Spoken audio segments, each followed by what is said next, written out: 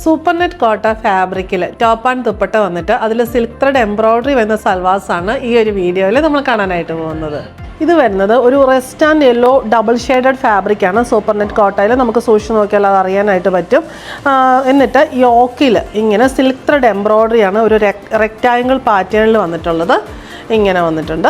അതിനകത്ത് rest and green കോമ്പിനേഷനിലുള്ള എംബ്രോയിഡറിയും ഒരു ചെറിയ ഫോയിൽ വർക്കും വരുന്നുണ്ട്. ബോർഡറായിട്ട് ഗ്രീൻ കളർ ത്രെഡ് എംബ്രോയിഡറി പോയിട്ടുണ്ട്. സ്ലീവ്സിനും സെയിം ആ ഒരു എംബ്രോയിഡേഡ് ബോർഡർ വന്നിട്ടുണ്ട്. ബോട്ടം വരുന്ന ഗ്രീൻ ഷെയ്ഡിലുള്ള സോഫ്റ്റ് കോട്ടൺ ആണ്. ദുപ്പട്ടയിൽ ഇങ്ങനെ നല്ല രസമായിട്ട് ഈ ഒരു നമ്മുടെ ഷോൾഡർ പോർഷനിൽ അതിൻ്റെ ഓപ്പോസിറ്റ് ഈ രണ്ട് സൈഡിൽ നല്ല ഹെവി ആയിട്ട് കൊടുത്തിട്ടുണ്ട്. പിന്നെ ദുപ്പട്ടയുടെ എൻ പോർഷനിലും സെയിം എംബ്രോയിഡറി തന്നെ പോയിട്ടുണ്ട്. നല്ല രസമായിട്ടുള്ള നമുക്ക് ചെറിയൊരു ഒക്കേഷൻ വെയർ ആയിട്ടോ ഡെയിലി വെയർ ആയിട്ടോ ഒക്കെ യൂസ് ചെയ്യാൻ പറ്റിയ നല്ലൊരു സൽവാർ സെറ്റാണ്.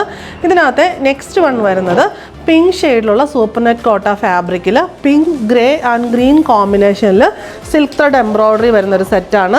അതിൻ്റെയും സ്ലീവ്സിലും ഈ സെയിം എംബ്രോയിഡേഡ് ബോർഡർ പോയിട്ടുണ്ട്. ഇതും പിങ്കിനകത്ത് ഒരു ഡബിൾ ഷെയ്ഡ് പീച്ച് കൂടി ഒരു പിങ്ക് ഷെയ്ഡാണ് വന്നിരിക്കുന്നത്. ബോട്ടം വന്നിരിക്കുന്നത് സോഫ്റ്റ് കോട്ടൺ ഗ്രീൻ ഷെയ്ഡിലുള്ള ബോട്ടമാണ്.